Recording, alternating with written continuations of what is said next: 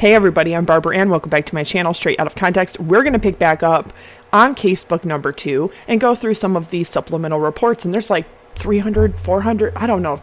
There's a lot of reports. And we're only on, where do I have to start? 55, number 55. Okay, so I've been going through them slowly. This is my 8th video regarding just some of the information that I feel like is important for the public to know. But first, I know about, the whole baby photo thing. Okay, I want to talk about that for a minute. Back in July of 2025, Christy Blanchard leaked photos to a content creator who sometimes talks about Gypsy, the Gypsy Rose Blanchard case. Okay, said creator was completely attacked by Bree, Gypsy's friend, on a live panel. They admit that they shared them with a trusted friend that they're no longer friends with, etc. Whatever the case is, Bree says, no, you gave them to 2 people, not 1. And then whatever surrounds that is BS. Now, Christy has been on a live multiple different times. She first admits that she sent them. She doesn't know what she was thinking. Lesson learned. She also says that she's not going to talk ill about that person at all because she's also not going to talk to that person anymore, but that she was friendly with that person and she's just not going to do that. But she also said on a live panel, which I cannot find now, that at one point she had tried to deny that she ever sent those photos when she did, because she took the photos. It's Christy's mother on a chair with Aurora. So clearly Christy was babysitting Aurora, and that's Christy's mom with the baby. It doesn't take a rocket scientist to figure out, well, who took the picture. Whoever took the picture had to have leaked the picture.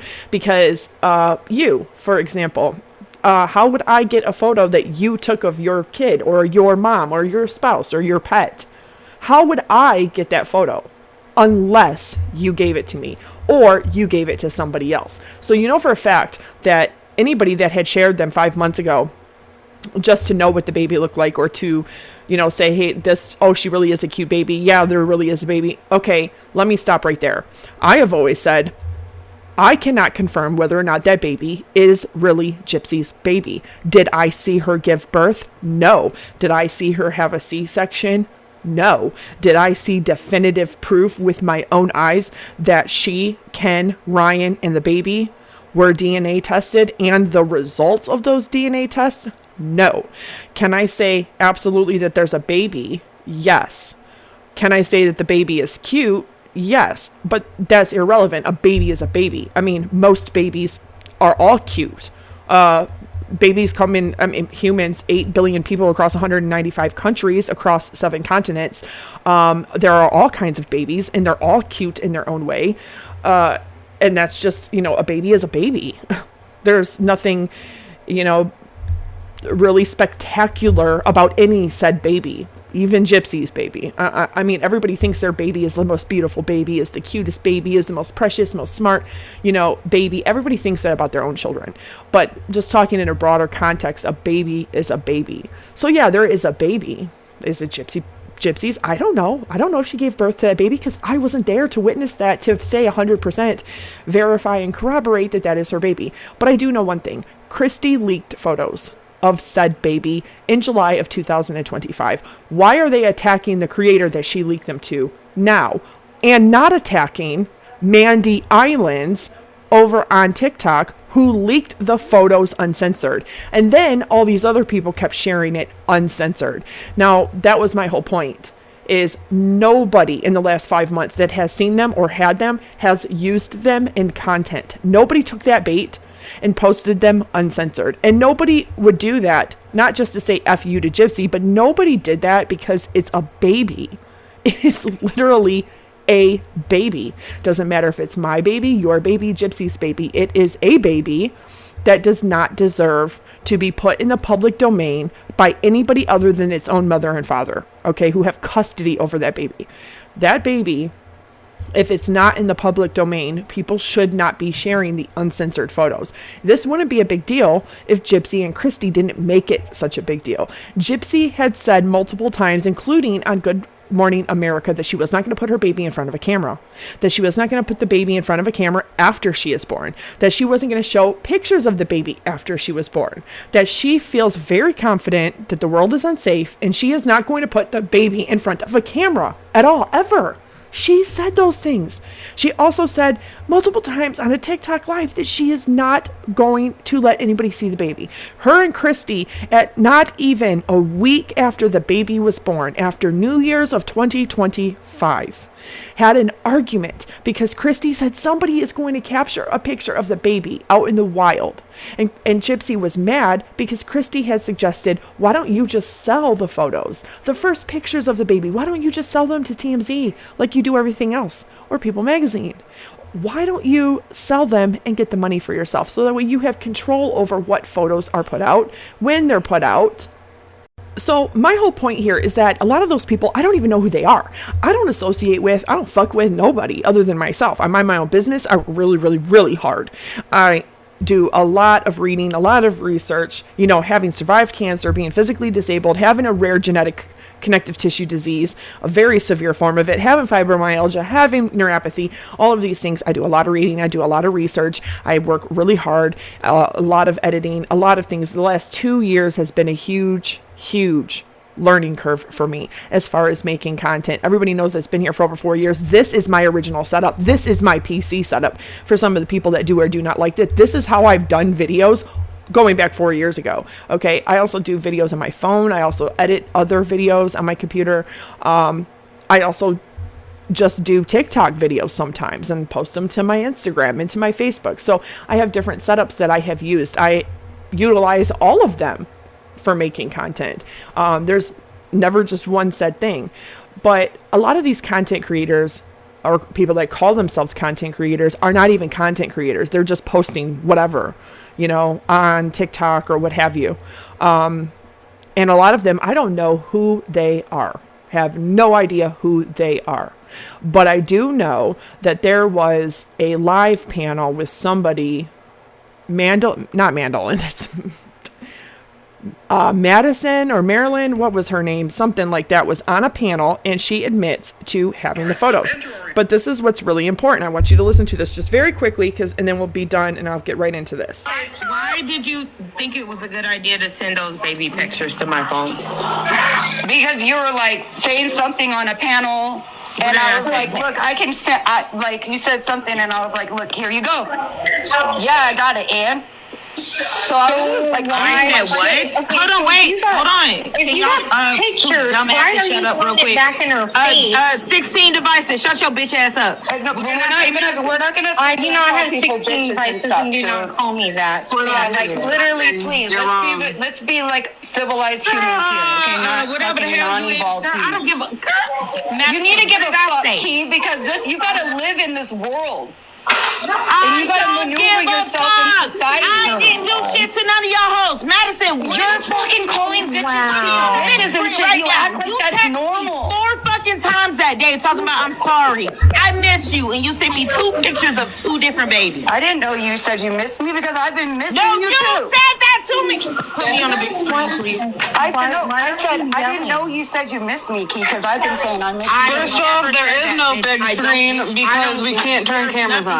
Yeah, no, I don't have the camera. Madison, you texted me 4 times that evening. Yes, I did, because I don't want to. I never said I missed you, bitch. You said, I'm sorry, I missed you. You did. It was actually my lie, and I was saying that the baby should be left out of it. And you went out of your way to text me. Yeah, and you did exactly what I wanted you to do. You announced it on the panel. You did exactly what I wanted you to do. You announced it on the panel. Really? Who's playing who here? Think about it. You guys need to really think. These bitches think that I seriously think that I can light candles with my eyes. Come on. It's the fucking internet. You texted me and said that Case told you to give them to me. I don't even know Case like that. I don't even know Case like that. I was just being funny. All right, Madison. Okay, so here's the thing. I don't know who any of these people are, but I do know that the original person that had got sent those photos did not post them 5 months ago. The people that had shared them within each other or whatever, just to see what the baby looked like, didn't save them and did not post them uncensored. Okay, now this live was just a couple days ago. This is the crazy thing. An account that is spoofed to appear to be Dreamer, the old lady that is friends with Bree and Gypsy. That lady, Dreamer, okay, allegedly was secretly talking to a woman named Mandy Islands, who allegedly works in the medical field. But her whole entire TikTok, Mandy Islands, with a Z, not a S at the end. One I in between Mandy and Islands.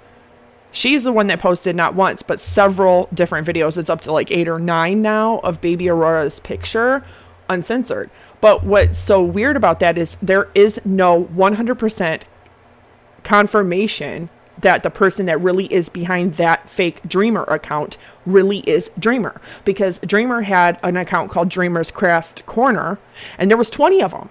There was also Dreamer's Have a Seat. There's multiple different Dreamer Have a Seat .3, Have a Seat 1, Have a Seat, Have bot dot a seat, Have dot a seat .5. There's just so many of them. So are they all Dreamer? Probably not. It's probably somebody spoofing Dreamer's account, pretending to be Dreamer. So whoever sent Mandy Islands that picture, she took screenshots of it, and 2 of them with 2 pictures, and she posts it uncensored.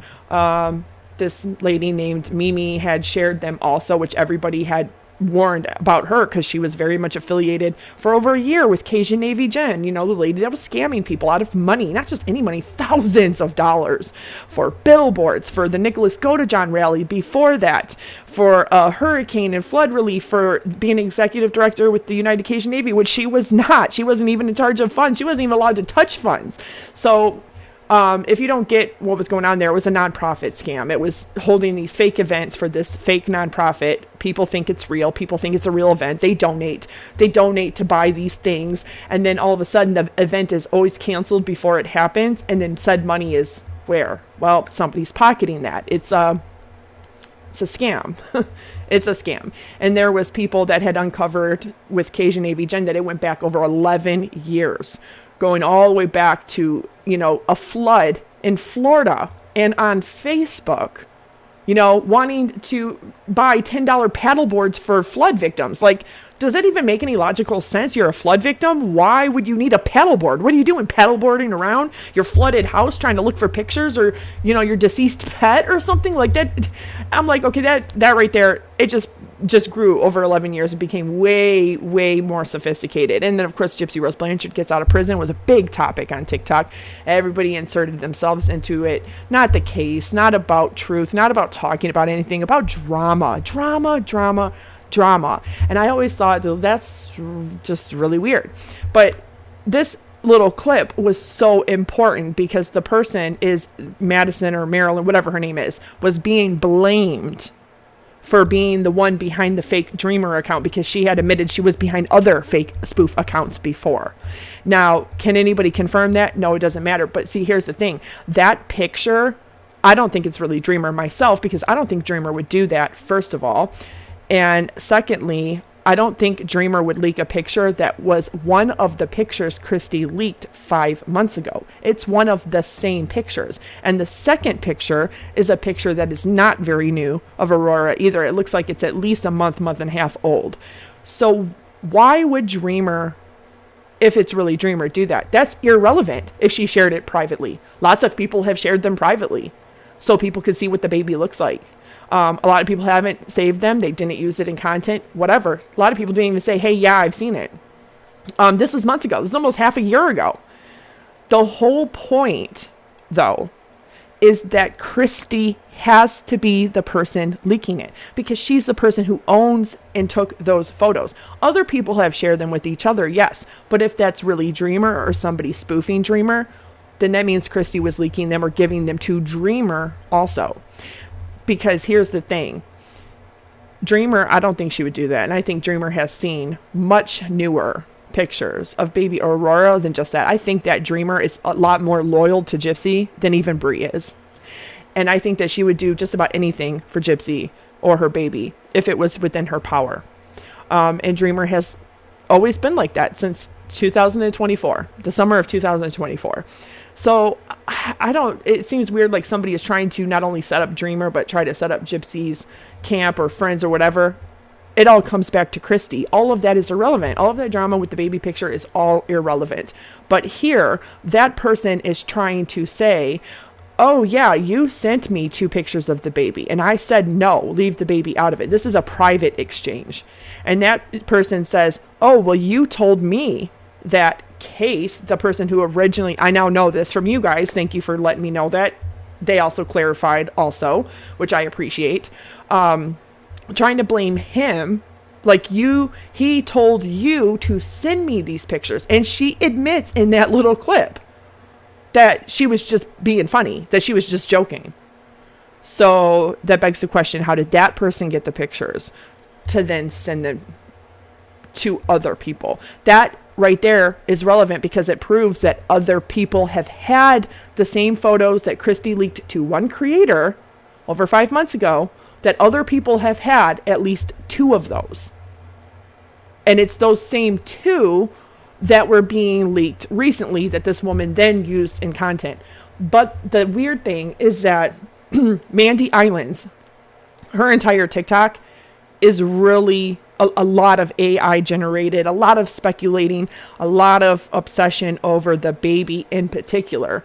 Does she believe there is no baby? I don't know. But there's a lot of AI generated chat GPT type of videos and pictures where they take, a real picture that Gypsy had posted and put a baby's face on it. And you can tell, because AI, you can tell it looks kind of weird and cartoony like, and you can tell it's based off of a real photo that exists, but they then put glasses on the baby or put a real face on the baby. The thing is it's still not the baby.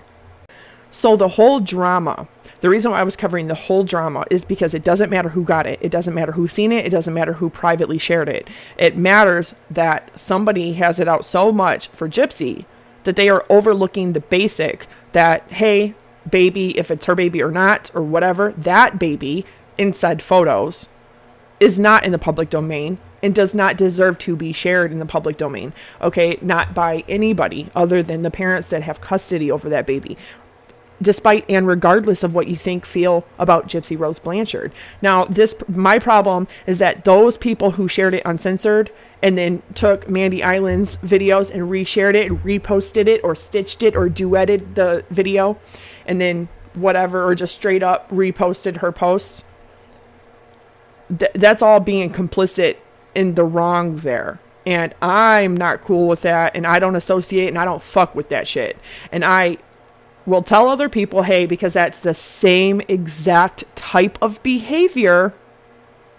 Leaking Gypsy's baby, pregnancy test, leaking all this other shit.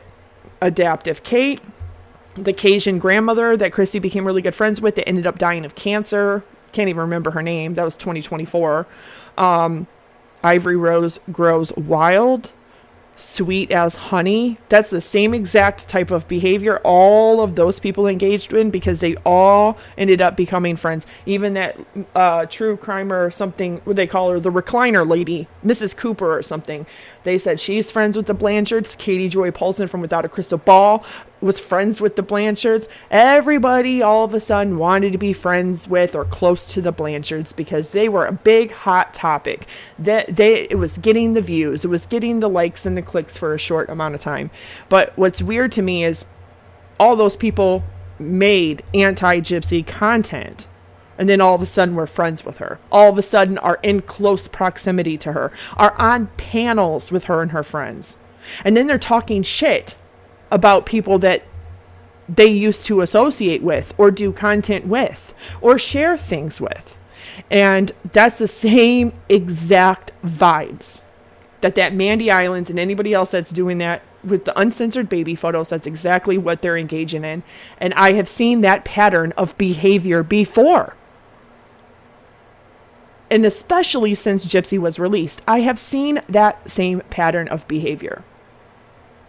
I just think it's weird. I just think it's really weird because it all stems back to one thing, Gypsy and Christy. Because 2 of those photos were taken by Gypsy. So how did they leak? I don't know. But it's not the first time a photo was leaked to an anti-Gypsy content creator. Christy took a photo of baby Aurora at only 10 days old when Ken is holding her and Gypsy is right next to him with her little hand right by Aurora's head. And she's only 10 days old, not even 2 weeks old in that picture. And that was leaked. And said content creators never posted it, even in content, without censoring her face. So I'm just not okay. I'm just not okay with that behavior. I mean, if that person wanted to share it privately to somebody, like somebody says, hey, can I see? Because I want to see what she looks like. You know, that's different than posting it to the internet. But the weird thing to me is that Bree is going after the person Christy leaked them to. But then Mandy Islands, the lady that allegedly, you know, or she did post it several times uncensored. She goes into Bree's panel the other night, and I seen this on Renelle Smith's video. This is why I shared it on my post. She goes into the panel, or even Mimi, who was sharing her stuff, and Bree says nothing to them at all. That is really suspicious. Why didn't Bree, Gypsy's friend, go off on the people that posted her picture uncensored? It all comes back to Christy and Gypsy. That's the whole point. And that's the only thing that matters, because they are strategic. They are trying to protect the bottom line. All that BS with the 2 prescription pages, wasn't even a full pad, didn't even have any kind of cardboard backing or anything. All because she needs a distraction. But this is Gypsy's MO. Meanwhile, she's posting that her and Ken are taking Aurora to go see Santa for the first time. Right? And she posts a little video. She shares a little picture of them seeing Santa. And what does she do? Absolutely says nothing about her baby's picture being leaked, uncensored. Her friends don't even say anything to the woman who put it out uncensored. That right there should tell you that they're working with the Blanchards. The same way Adaptive Kate became friends with Gypsy, the same way the Cajun grandma became friends with Gypsy and Christy, the same way that Ivory Rose Grows Louder, Wild, whatever, became friends with Gypsy, the same way that Sweet as Honey flipped and became friends with Gypsy, Katie Polson, Mrs. Cooper, all these people that became friends with the Blanchards. I'm telling you now, it's all strategic. So Gypsy can sit back and play victim and act like she's going on with her normal everyday life and has nothing to do with this. But I know for a fact the person who had them leaked to them did not share them around. Other people did. Okay? I know for a fact that Christy has sent it to more than one person. She had to have, because there's no reason why Dreamer would share a picture that's over 5 months old. And I don't even think Mandy Islands even realizes that the 2 pictures she is sharing are not new pictures. Baby Aurora doesn't even look the same as she did 5 months ago. She's much bigger. Her hair has lightened quite a bit. She's much chubbier now because she's growing. Of course, she's at the age where she's going to start walking and putting on a lot more body fat for brain development until the age 5. That's just normal for babies. She doesn't even realize that the other picture she posted is over a month and a half old or so. So it's just weird that she didn't stop and think. But here's my thing. Everybody told her in the comments of her first video. Everybody warned her, please take this down. It would have been different if she would have said, like, and I don't even know this person, but they allegedly are a nurse or work in the medical field. All these other videos of them talking about Aurora. She's got scrubs and a thing like she works in a hospital or something. I don't know. Works in the medical field in some kind of way. You would think that they would know better, you know, or just at least have that common sense. You would hope that people would have that common sense. It's not your baby.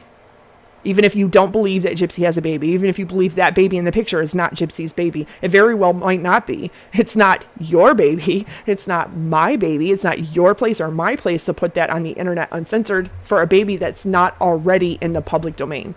Like, okay, Kim Kardashian, she posts her kids all the time, especially North. North has been in content since she was very, very young. If somebody was to do a video about Kim Kardashian and North and share a photo or a video clip, that's different. She's in the public domain. She's on TV. She's on mainstream media, on a mainstream network, you know, but that's the difference here.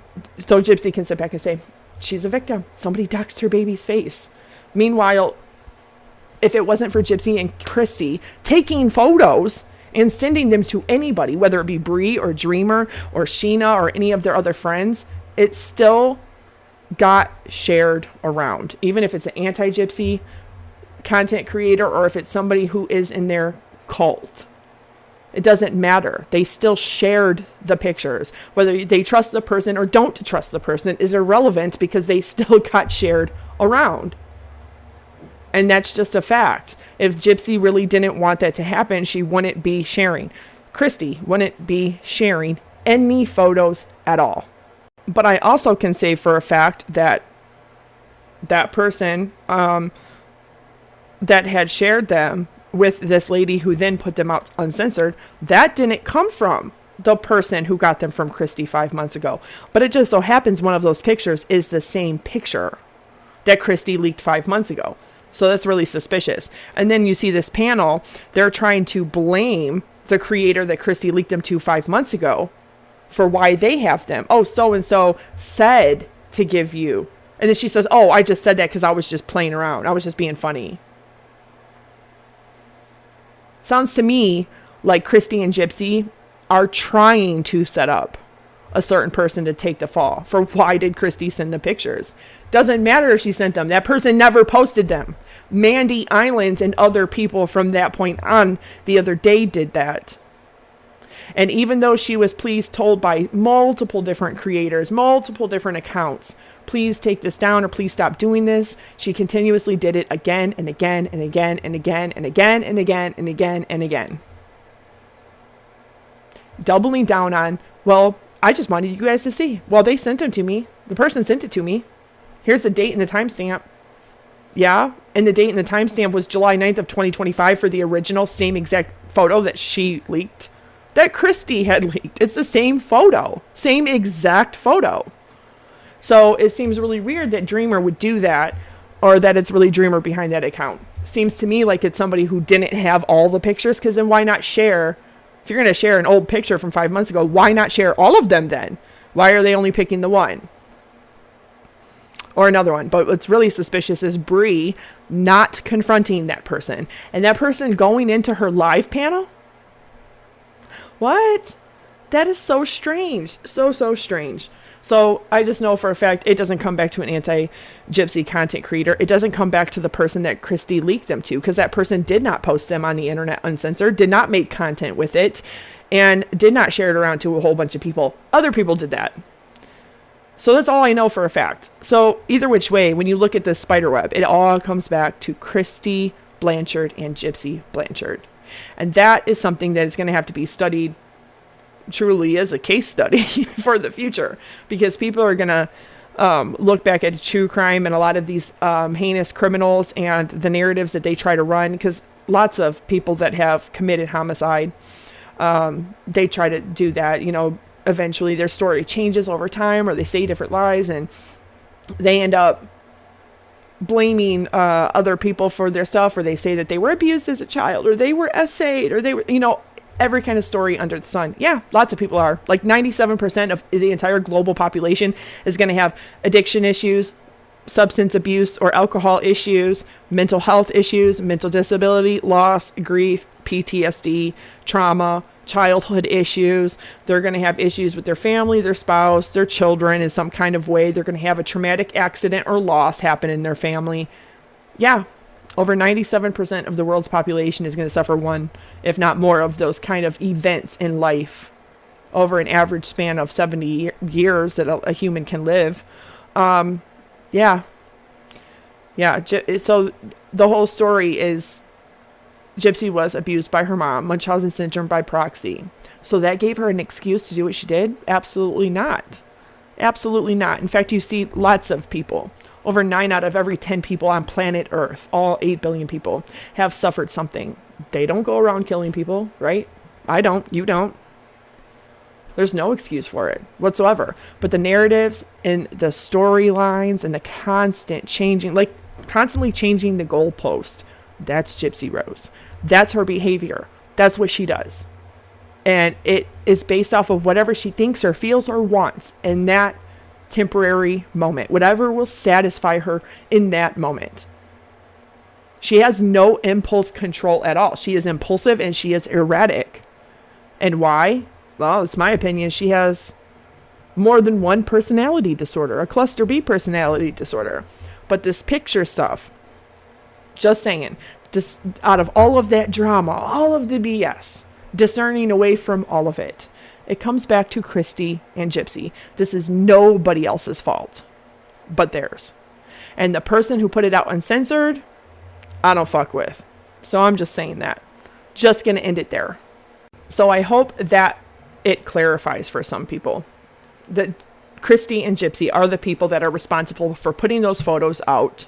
And the person that had them leaked to them over 5 months ago is not responsible for them going around or going around today, or for the person who leaked them today. Okay. As I showed you, that person admitted that they had 2 of the photos and that they were sharing them around. And they were even lying by trying to blame the person who they were leaked to for giving them to them, even though that's not how they got them. That's what the whole purpose of that little clip was. So that proves other people have had the same photos over 5 months ago, and that they've seen them and they've shared them around with each other because they admit it. But it's really suspicious that Bree's going to yell at the person Christy leaked them to, but she's not going to yell at the person that posts Baby Aurora uncensored. Well, that's weird. Really weird.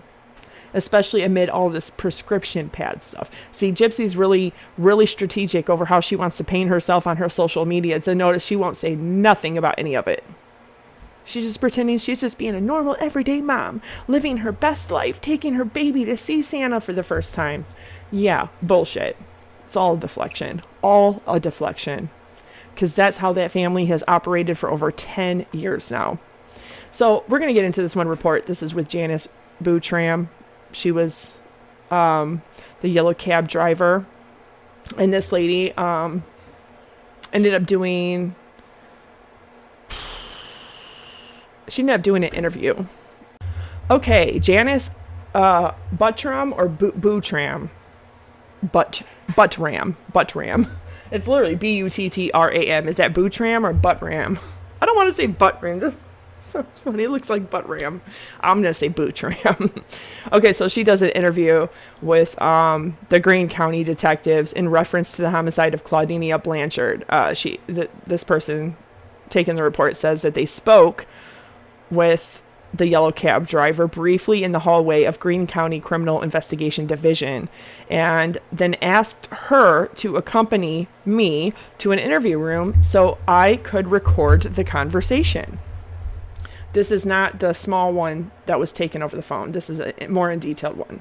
My interview with her was audio and video recorded, and a DVD copy of the interview was later logged into evidence in the Greene County property room. The following is a summary of the interview with Janice Boutram, and is not intended to be a transcript or exact text.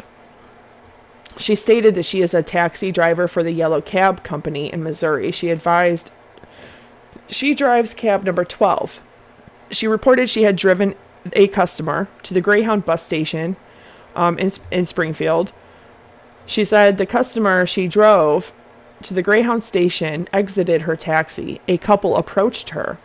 She described the male as being approximately 5'10" with brown hair, blue jeans, and just evil kind of looking. She described the female as being an itty bitty woman, like 4'5" woman. She's 4'11", I believe. She stated that the female struck her as odd because she had this odd, cheap Farrah Fawcett wig. Boutram made the statement, it's just really odd because she looked like this itty bitty girl in this old wig with an overcoat on, and it was hot. She stated the female was also wearing a pair of sunglasses. She advised the couple, asked her if she was free to give them a ride, so she contacted her dispatch and advised them that she had a walk-up customer at Greyhound. She reported the couple did not have much luggage with them. She stated the male told her he wanted to go back to Days End because he had a room there. She advised the couple told her they were trying to get tickets to ride a Greyhound bus together. Boutram said she asked the male if he was the female's father, and he told Buttram he was the female's brother. She asked the female how old she was, and the female said, and in this itty-bitty, almost like childish voice, she said, I'm 14. But she admits to knowing her age since she was 19, right? Because Gypsy's always known her age. Always. When you're 14 and you survive Hurricane Katrina and you move, there's only 4 years from the time you're 14 to the time you turn 18. There's no way she did not remember her age. And then 18 to 19, only 5 years from moving to Missouri to when she knew her age. She's always known her age. And if anybody, I just don't understand why she won't admit that. Why? It doesn't even matter. Just admit that you've always known your age. There are over 7 different pictures of you with birthday candles. On your 8th birthday, your 9th birthday, your 12th birthday, your 11th birthday, you knew how old you were. You have always known how old you were. And this proves that even after the crime, she's lying. She is saying she is 14. She knew at 24 years old, she was not 14. This proves she is still lying. That she is still running this bullshit. Even if you're 4 foot, you can tell by the way Gypsy looks in the face, and with her funky wigs, that she is not no 14 years old. Can you even imagine? She's trying to shave a whole 10 years off. She's 24 pretending to be 14. She's literally trying to shave a whole 10 years off. Buttram stated she thought it was odd that a 14-year-old was running around with a cheap black wig and a black overcoat on when the temperatures were in the 90s. She also reported she thought it was odd that the girl was with a man that appeared to be approximately 27 years old. Buttram advised the male, told her to park in the, okay, I'm not going to say the road, behind the Days End. Okay, the Days End is located, I'm not going to say that address either, Springfield, Missouri. She reported that she believed she picked up the couple on Saturday, the 13th, 2015, but she stated she could find the exact date at the Yellow Cab office. She also said she saw a picture of the missing girl, Gypsy Blanchard, on the news, and she was sure that was the female she picked up who was wearing the wig. She also stated she could tell by the teeth that the female she picked up was the missing girl on the news, Gypsy Blanchard. She also said regarding the male she picked up, he didn't act like her brother. There was something odd about him, he didn't want to answer questions. Buttram stated that she saw the couple at the Greyhound station, that they were standing on the outside of the building to the side of the main doors. Buttram advised the male told her they couldn't get tickets together, which she thought was strange, because if they were traveling together, why wouldn't they have already had tickets together for the same bus? I asked Buttram, was the conversation between the couple, what the conversation between the couple was like while they were in the cab with her. And she said they didn't have any conversation. She reported when the female said she was 14 years old, the male hushed her. Buttram described the male as wearing older, ratty looking light blue jeans, a blue shirt, and he had some type of backpack that he put in the back. Buttram thought the backpack was green, camouflage, or tan colored, but she stated she couldn't exactly remember. Well, yeah, green, camouflage, or tan are like all 3 totally different things.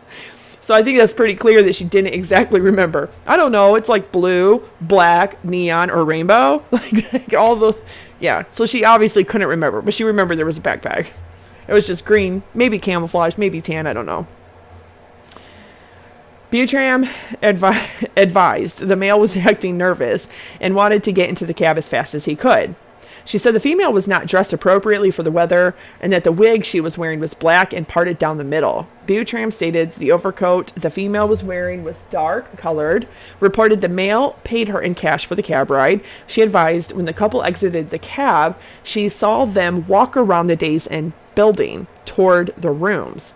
She stated she had no further information regarding the couple she picked up from the Greyhound and took to Days Inn. Now, this is also on June 24th, 2015, a few days later, or maybe about a week later. It says that she contacted me by phone, meaning Janice, the person they're talking to, contacted them by phone after this investigation.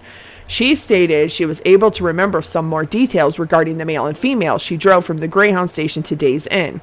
She reported she originally thought the male paid the fare for the cab ride, but has since remembered that the female actually paid.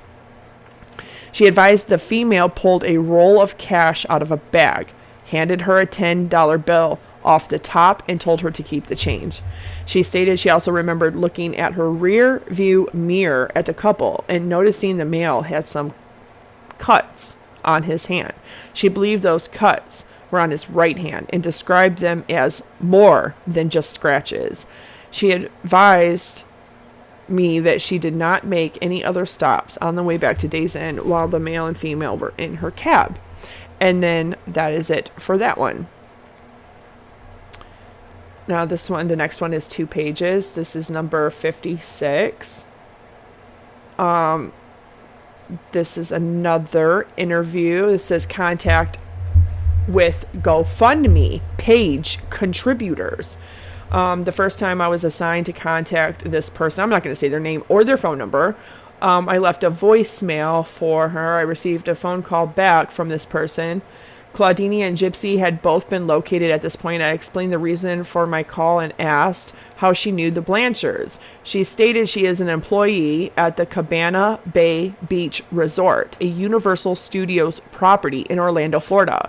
She reported she met Gypsy and Claudinia sometime in early 2015 when they were guests at the resort she worked at. She advised she spoke with the Blanchards for a few minutes and they gave her a friendship card. I asked her what the friendship card was, and she stated it had a website for an About Me website, a website for a GoFundMe webpage, and an email address. She stated Gypsy appeared to be disabled and was in a wheelchair when she saw her. So she felt bad and donated on the GoFundMe page. She advised the Blanchard stayed at the resort for approximately 1 week and said they were there to see the new Diagon Alley attraction in the Harry Potter section of Universal Studios. She reported that the Blanchards told her they got to do a special meet and greet session with the cast of Harry Potter while they were there. She said she had not contacted the Blanchards, nor had they contacted her since they spoke in the resort in early 2015. Now, this is another woman. The second name I was assigned to contact was this number, no contact was made with this person. Then there's a man. Third time I was assigned to contact this man. Phone number, left a voicemail. I have not received a phone call back and no contact has been made. Then there is another woman. The fourth name I was assigned to was this, not going to say any of their names. She stated she knew Gypsy and Claudinia from when she was an employee at the Hope House in Kansas City, Missouri. Reed stated that she knew Gypsy and had several medical problems, but she wasn't very familiar with the family. Reed advised she has not had contact with the Blanchards for approximately 5 years. And then, everybody's familiar with Rachel Miller. That's the fifth name. She's also been in documentaries and interviews, whatnot. So they contact Rachel Miller. She advised law enforcement she was currently at the Blanchards' residence, where other Greene County deputies were. Miller reported that she had already been interviewed by Sergeant Ben Julian. So no interview further was conducted. And that's GoFundMe page contributors. Facebook records IP addresses retrieval for D. Gyp Blanchard. Now, this is going to be the last one I go over because this one's kind of long too. A lot of these are really long. This one, the third page is redacted. I don't know if there's actually anything on the third page or not, but it's completely blacked out.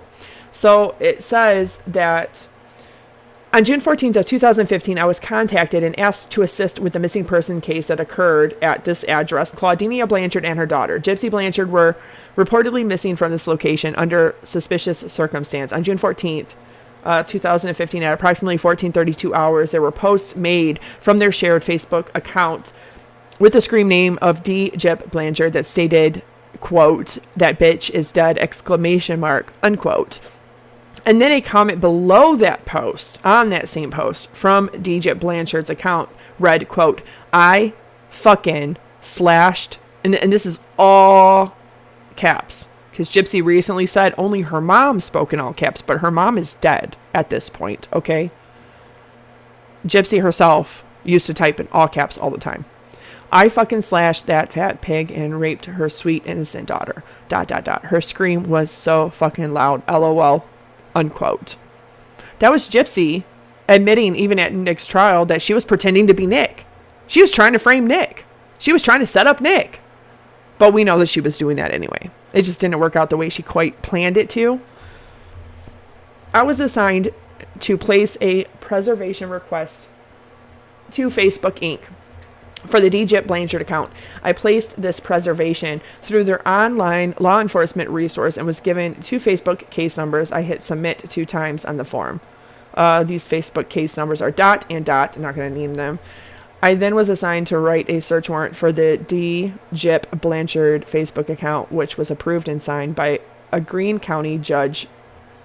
This search warrant was served electronically to Facebook. Through their online law enforcement resource, I was given a Facebook case number of blank. I received the records back from Facebook at approximately 0000 hours on June 15th, 2015.